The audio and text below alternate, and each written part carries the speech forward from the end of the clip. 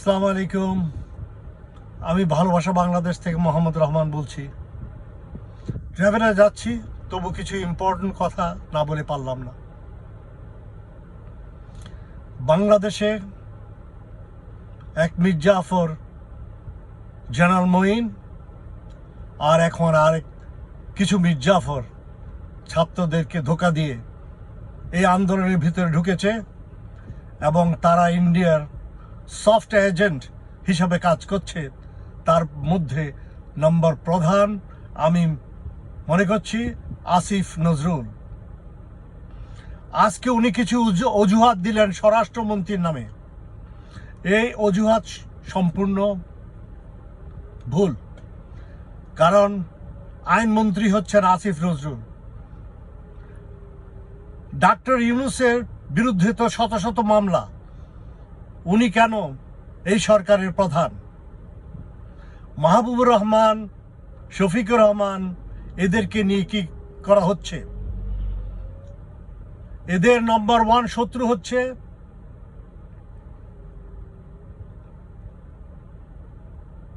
আপনার যে বাংলাদেশে প্রথম আলো।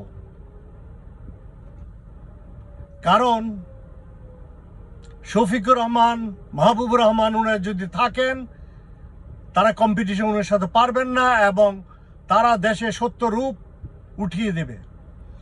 এই জন্য ইন্ডিয়ান এজেন্টরা, ইন্ডিয়ানরাও ডাক্তার আসিফ নজরুল এবং স্বরাষ্ট্রমন্ত্রী এদেরকে সবাইকে ব্যবহার করছে। দুর্ভাগ্য এই ছাত্রদের যে তারা এবং তাদের ভিতরে কিভাবে ডাক্তার আসিফ নজরুল ঢুকেছে তারা বুঝতে পারেনি। আসিফ নজরুল বিভিন্ন কথা এবং চতুরার মাধ্যমে এদেরকে পরাস্ত করছে। কারণ এই ছাত্রদের মাহফুজ মনে করে সে খুবই ট্যালেন্ট, কিন্তু he doesn't have enough intelligence because maturity is a totally different thing. Mahfuz যতই বলক তার সেই ম্যাচুরিটি নাই। মাহফুজ বলছেন যে reconciliation, what does he mean by reconciliation? Does he understand the meaning, the depth of reconciliation? এইসব অল্প বয়সে বহু সাধু বাক্য বলা যায়। যাদের মা, যাদের বাচ্চা, যারা চোখ, যারা হাত হারিয়েছে, they know what is reconciliation means. You have to ask them to reconciliation. আর সে বলছে পাকিস্তানের সময় কয়জন লোক এসব করেছে? কোথায় সেসব উদাহরণ? এই ডাক্তার আসিফ নজরুল কতগুলো নিরীহ, আমি বলতে বাধ্য হচ্ছি, জামাতের 11 জনকে এই যে ফাঁসি দিয়েছে তার মূল হোতা হচ্ছে ডাক্তার আসিফ নজরুল। সে হচ্ছে ইন্ডিয়ান সফট এজেন্ট, সবচেয়ে ডেঞ্জারাস এজেন্ট। আপনারা তাকে চিনে রাখেন, রুখে রাখেন। তাকে এখন থেকে ক্ষমতা থেকে ছাত্রদেরকে আমি বলতেছি তাকে অপসারণ করেন, নাইলে সে এই আন্দোলন সফল হতে দিবে না। সে আরো মারাত্মক ক্ষতি করবে। ভালো দেখে একটা আইন মন্ত্রী করেন। এই সমস্ত আইন এই বিপ্লবের পরে যত অবৈধ হাসিনা যত অভিযান অটোমেটিক্যালি এগুলো ক্যান্সেল করে দেন। সমস্ত জেলের কয়েদিদের তারকে মুক্ত করে দেন। যারা হাসিনার এই যে পলিটিক্যাল আইন এবং বিভিন্ন আইনের মধ্যে তারা অন্তর্ভুক্ত হয়েছে, এইগুলো সব ধোঁকাবাজি। আসিফ নজরুলের ধোঁকাবাজি, স্বরাষ্ট্রমন্ত্রীর ধোঁকাবাজি। আপনারা বাংলাদেশকে বাঁচাতে চান, দেখেন কিভাবে আওয়ামী সন্ত্রাসীরা বিভিন্ন মানুষকে থ্রেট দিচ্ছে, উঠে দাঁড়াচ্ছে। এখনই আপনাদের সময় আছে, উঠুন ছাত্ররা, উঠুন জনতা, উঠুন, দাঁড়ান।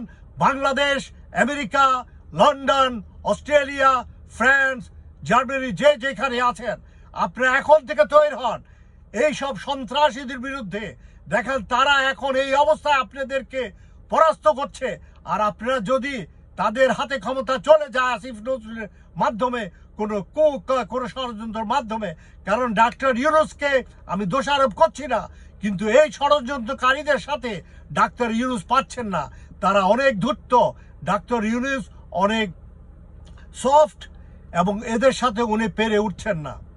এবং ডাক্তার ইউনূসের যে পরামর্শদাতা ছাত্ররা, তারা ম্যাচিউর এনাফ না, তারা অনেক কিছু ভুল করছে। তাদেরকে ম্যাচিউর, আন্ডারস্ট্যান্ডেবল ফারহাদ মাজার অথবা মাহবুবুর রহমান সাংবাদিক, ওনার পরামর্শ তোমরা নাও, তোমরা দেশকে বাঁচাও। বাংলাদেশ জিন্দাবাদ। আসসালামু আলাইকুম।